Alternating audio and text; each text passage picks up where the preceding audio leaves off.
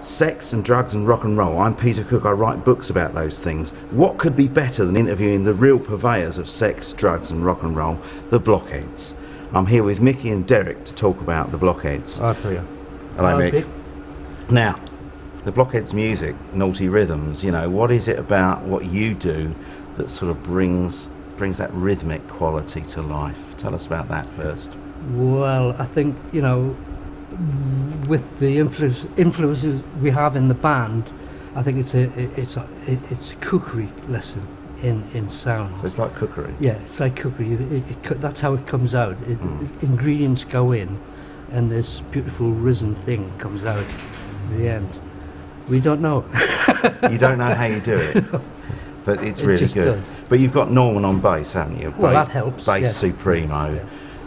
And you've got Chaz on the guitar, Yeah, and yeah. sort of lots of real cutting rhythms. Yeah. You've got the keyboards Yeah. and stuff. Is there a secret that's copyable, or aren't you releasing that on copyright? Yeah. I think it's a thing which has grown out of being English and being influenced by world music, you know, essentially America at first, the funk, which we were funk punk, weren't we?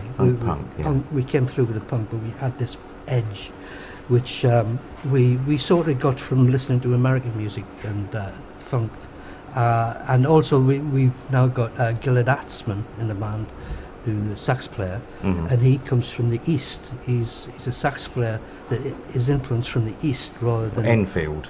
Yeah, East Enfield, yeah, rather than bebop from America. So there's got another influence there, and we like bringing that sort of thing into the music, because that's actually what gets you moving, isn't it? It's the rhythm. We'll come on to the lyric in a well, bit. it's a funky stew, you know. Yeah, it's a funky stew. But it's being cooked by cordon bleu chefs, you know. So then they just want a rough old drop of jollop on the top. The jus, I'm going to put the jus in front. He's the jus. I'm the jus. The token Jew. It's a token jus. Jew. Jus. And that's what makes it funky. Because don't forget, these guys is like, you know, they've got a lot of experience. Okay. Coming on to the lyrics, I mean, you do some of Ian's work, but you do a lot of your own stuff, and I know you, Derek, are a master of the witty line. Tell us about, you know, the lyrics of the Blockheads and what you've done since then, because anyone that can get a rhyme out of Mr. Walter Mitty's got to be a flipping genius. So, but I mean, tell us about then and now in sort of lyrical terms, what you're bringing into it. I think, you know, it's the same stuff, really. It's I was born in Fulham, so I'm a registered sort of, you know, lout, really, after the war, you know, breaking windows and stuff like that in the bomb sites. But not wind? No, well, you know, I was only a kid. Now it's wind, yeah. And, you know, it's just that it comes from experiences. My uncles and all that sort of stuff, you know, come out with these funny phrases, and you just pick them up over the years and you just drop them into the vernacular as you're going along. And Ian was a genius at that. You know, he loved all that sort of stuff and the old school shit from the 20s and stuff like that. Maxwell and anything like that, you know. So just picking up. So just pick up on those sort of, every, you know. So you're not taking this out of a textbook of alliteration and rhyming dictionaries and stuff then? Yeah, it's just in here. I think it's essentially a London lifestyle. I mean, as Derek was trying to explain, we're not all from London. We're international, this band. Yeah, there's a couple of us from the north. Really? Norm was born in Bombay. We've got an Israeli sax player, but essentially that core of the lyric comes from the London side of it, and that's why Derek was an easy choice to follow on from. And that is the sort of quintessentially English part about, you know, what you do as a band, so, yeah, isn't it? Yeah. Okay. And if you're hanging out with Ian for, you know, 10 years, the boys have been hanging out with him for 35, you know, before he passed on. You just pick up this sort of natural, and I'm quite witty as well, you know. Up the club and up the pub, you know, I'm always there with a bit of a quip. Okay. You know. So what are you doing now with the Blockheads? Well, we've just done a new album. Which is called? It's going to be called Same Horse, Different Jockey. You're the jockey. Well, no, I'm the horse. No, but you know when you get two people talking about something and you're saying, well, I've got this mate that does this, that and the other, and guess what happened to him the other night? And you go, yeah, well, I've got this mate and he done this, that and the other, and guess what happened to him the other night? The same thing, right? So you're talking about the same thing, but it's the same horse, but it's a different jockey. Your mate's different to my mate. Yeah. So it's to cut through the crack when you're having a chat with somebody about having to go on about something and you're going on about the same thing. So you're just coming from different. It's coming from different angles. So you've got to put it straight. You've got, hang on a minute, this is the same horse but a different jockey, isn't it? It just so happens that it fits. It fits at the moment. It fits it's the moment. the title of the moment. So it's both a metaphor and sort of literal. Exactly. You've got to be. If you're a blockhead, you've got to be really clever. Yeah. And where can we get? And not think very far. Well, we've just come out the studio putting it down. We're still mixing it, as it were. That means just indulging ourselves in our cleverness.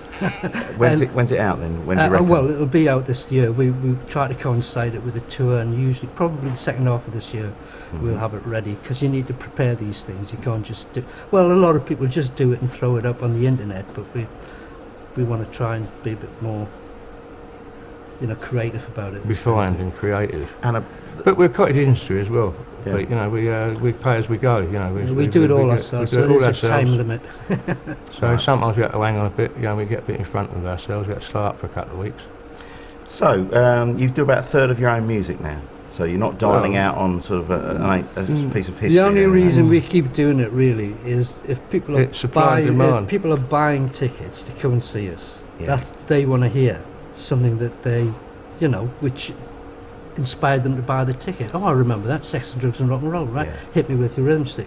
We've got to do them. There's no way. But you've transcended that. You've taken it on to where it would have gone perhaps next. Or I think so, in the delivery of it, and also the inclusion of other songs that we've done in our later catalogue, which aren't that familiar, but we know the audience will like. Okay, fine.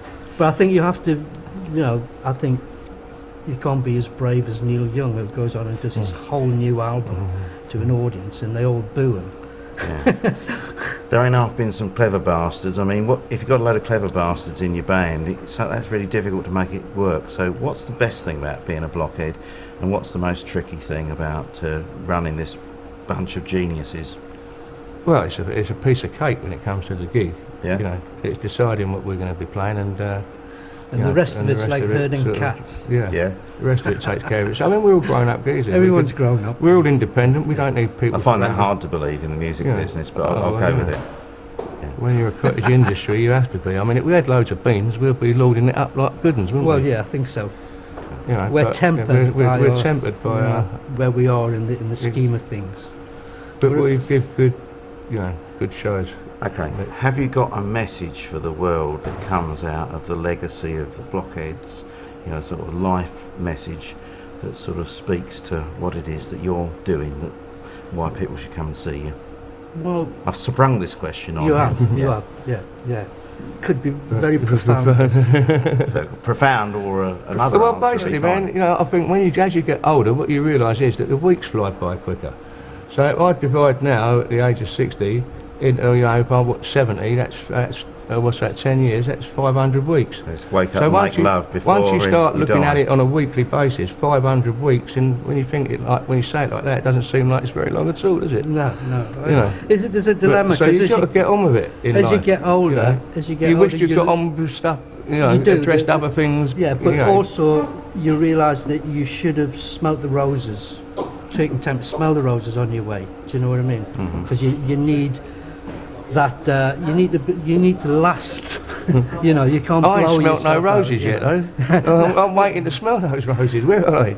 I have a few petunias. The other thing is you learn how to. At first you're giving 100%, trying to give more than 100% and killing yourself, and then you learn how to give 90% and make it look like 100%. That's part of the act, right? And that keeps you going, right? You can pace yourself. You learn to pace yourself, and then the other side of that coin is if you stop working, you fall apart. So when you're 80, you'll be doing 20%, but still making it look like 100%. Well, the thing is, as you get older, work longer. And that keeps you going. It's when you stop is the problem. When you get a bad leg and it don't get better, you have to get a stick. You know what I mean? No one likes to see that. Right, well, I'm really looking forward to tonight down at the function rooms here in ME1. So thank you very much to both of you, and let's have some sex, drugs and rock and roll. Yeah, great power. Never too old for that, are you?